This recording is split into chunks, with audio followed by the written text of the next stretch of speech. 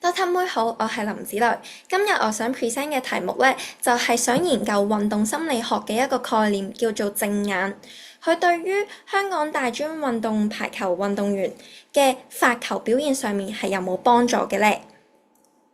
咁首先講下咩叫做正眼先啦。咁佢呢就係講緊運動員係喺做最後一個動作之前，最後係一次係將視線固定喺指定嘅目標上面嘅一個視覺專注嘅時間。咁佢係嚟自於一個視覺嘅感知機制啦。而呢個技能呢係可以幫助運動員喺比賽嘅時候減少焦慮啦，亦都可以大幅度提升佢哋嘅運動表現，因為可以幫助佢哋穩定佢哋嘅神經系統。咁而排球嘅開波咧係一個封閉式嘅技能啦，所以特別咧係有適合咧去研究呢一個正眼嘅。再加上現今嘅排球發展越嚟越發達同埋迅速啦，所以無論係教練定係運動員啦，都對於呢個發球嘅技能咧係越嚟越有研究，因為咧發球咧係不但可以破壞對面嘅一傳，而好嘅發球咧，係甚至可以令到對面咧係好難去組織一個有威脅性嘅攻勢，去增加贏波嘅機會率。咁所以咧，一個有效嘅發球咧就變得好重要。所以咧就想提升排球嘅技能啦。咁先講下 research gap 先啦。現時好多嘅文獻咧都係好有限啦，對於研究呢個正眼，特別係喺排球上面啦。而好多嘅研究咧都係喺外國，特別係歐洲啦，咁就有好少嘅正眼嘅研究咧係針對喺亞洲嘅運動員。同埋而家好多嘅研究咧，都淨係針對喺運動嘅新手啦，或者係小朋友，就對於已經有一定程度嘅運動員咧，咁就有好少嘅研究啦。咁所以咧，今次我嘅研究嘅目標咧，就係想研究正眼呢一個技能，對於香港中文大學大專運動員嘅發球準程度同埋精確度嘅表現係有冇幫助嘅咧？如果今次嘅研究係發現係有效果嘅話咧，咁就可以提供到一個有效同埋一個可以做到嘅一個技能，俾運動員同埋教練啦，去提升佢哋嘅排球發球技能嘅。咁而今次咧，我為呢個研究訂立咗3條 research 嘅 questions 啦。咁第一條咧就係想研究正眼呢一個技能對於香港嘅大專排球運動員係唔係可以顯著咁樣提升佢哋嘅發球表現呢？第二就係想研究正眼呢個技能究竟對於男仔同埋女仔嘅大專運動排球運動員係唔係有好大嘅分別嘅呢？而第三就係想研究對於同一個運動員有用到正眼或者冇用正眼呢兩個技能，呢個技能係唔係對於佢哋發球準程度都係有好大嘅分別？咁我就為咗呢個研究咧，就訂立咗2個嘅假設啦。咁第一咧就係參加者咧就係會有一個好啲嘅發球嘅成績，如果佢哋用正眼呢個技能。咁第二咧就係無論佢哋用定係唔用咧，都係冇顯著嘅分別喺發球嘅精確度方面。咁而過去嘅文獻咧就有提及到咧，用咗正眼呢一個技能咧，對於小朋友咧喺發球嘅接波上面咧係有好大嘅提升嘅。而咧亦都有好多嘅文獻咧有顯示啦，正眼呢個技能咧係可以提升到佢哋高爾夫球嘅新手嘅運動表現啦，又或者係足球或者冰球嘅守門員，佢哋去預測呢啲罰球嘅方向嘅能力係會有提升嘅。而正眼呢個技能咧，亦都可以提升小朋友嘅拋波同埋接波呢啲基礎活動技能。咁而家我就講下呢一個研究嘅方法啦。咁參加者咧，我哋就會請20個嚟自香港中文大學嘅大專排球運動員，10個男仔10個女仔去進行呢個研究。咁佢哋咧都需要咧係具備最少1年大專或以上嘅比賽水平嘅經驗，亦都係有良好嘅已經發展好嘅發球嘅技能啦。佢哋係冇色盲，又或者係神經學上面或者視覺學上面嘅障礙嘅。咁而喺設定方面咧，咁咧呢個測試咧就會分開2日進行，咁咧就會就翻參加者嘅時間啦，確保參加者咧2日咧都會喺同一個時間進行，咁就代表咧佢哋會有24個鐘相隔，咁呢個咧就可以避免運動員咧係會有 training effect，又或者係防止佢哋受傷，因為過度練習。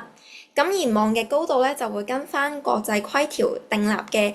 規條啦，咁就係分翻開女仔同埋男仔2個唔同嘅高度。咁而第一日咧，參加者咧嘅發球咧就唔會用到呢一個正眼嘅技能，不過咧第2日咧就會用到正眼呢個技能啦。咁喺用具方面啦，咁首先每位參加者咧都會要簽份同意書啦，去確保佢哋係自願去參加呢一個測試。咁至於喺排球方面啦，咁就會用翻 Mikasa 嘅 V28W 嘅型號，咁佢都係而家國際規條所訂立要用嘅排球嘅型號啦。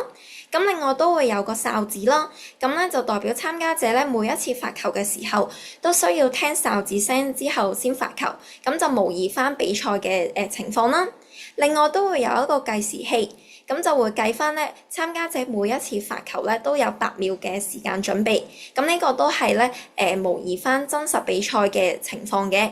咁另外都會有一個計分紙啦，去計翻佢哋每一次發球所得嘅分數。咁而家咧就講下點樣去量度佢哋個表現啦。咁你可以睇翻呢張圖啦，咁你就見到咧個場地咧就劃分咗唔同嘅區域。咁咧參加者咧就會喺每一日度發10球波啦，咁佢哋每一球所得嘅分數咧就喺呢張紙度咧就顯示咗出嚟㗎啦。咁如果咧佢哋發球咧係挨近中場嘅邊線啦，咁左右兩端嘅話咧就會獲得最高分嘅分數。咁相反咧係喺中場嘅前中場咧就會係最低分。咁啊，因為咧發側邊嘅中後場嘅位置咧，其實對於運動員嚟講咧係最難接，因為咧佢哋好大機會接完之後咧都會有一個直接接走嘅機會率啦，同埋都可以咧直接破壞到佢哋嘅一傳嘅。咁而相反咧，中場嘅地帶咧就通常都係比較易接，咁所以相對應嘅分數就比較低啦。咁參加者咧，如果係將個波發出界啦，發落網，又或者佢哋發球嘅時候踩界嘅話咧，咁呢啲都係會計0分嘅。咁假設如果參加者發咗喺條線中間嘅位置咧，咁佢哋嘅得分咧就會計近佢哋高分嘅嗰個位置去計算嘅。咁而家就講下測試當日嘅步驟啦。咁2日咧都各自會一開始有15分鐘嘅時間俾所有參加者去做一個獨立嘅熱身啦。咁而喺發10球之前咧會有2次嘅 try out。咁呢2次嘅發球 try out 咧都係唔計算成績嘅。咁啱啱都有講到啦。咁每一日咧都會發10球波。咁第一日咧就係唔用正眼呢一個技能，不過第2日咧就會用正眼呢個技能嘅。咁咧每一次發球都係有8秒鐘嘅準備時間啦，模擬翻真實嘅比賽情況。咁喺第2日啦，去用正眼呢一日啦，咁每一次發球之前咧，我都會口頭上面去提參加者咧係需要用呢個正眼嘅技能嘅。咁咧相關嘅 feedback 啦，或者呢一個實驗嘅預期成果同埋目標咧，都會喺所有參加者完晒所有測試之後咧，就會講翻俾佢哋知嘅。咁所有嘅成績咧，同埋結果咧，都會係入落 SPSS 嘅系統嗰度啦。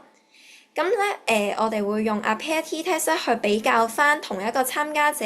喺2日唔同嘅情況下，佢哋嘅發球準確度嘅成績上面嘅差別啦。咁另外亦都會用 independent t-test 去比較翻男仔同埋女仔嘅參加者佢哋嘅正眼上面嘅效果嘅分別。咁而個 significance level 咧，我哋會設係0.05嘅。咁而家咧就講下呢一個測試嘅局限啦。咁首先咧，我哋係唔會用任何嘅眼部追蹤嘅高科技儀器，咁只係會靠我咧係每一次發球嘅時候提佢哋要用正眼呢個技能啦。咁個原因係因為咧眼部追蹤嘅儀器咧係相當之昂貴啦，咁所以咧就唔會用到嘅。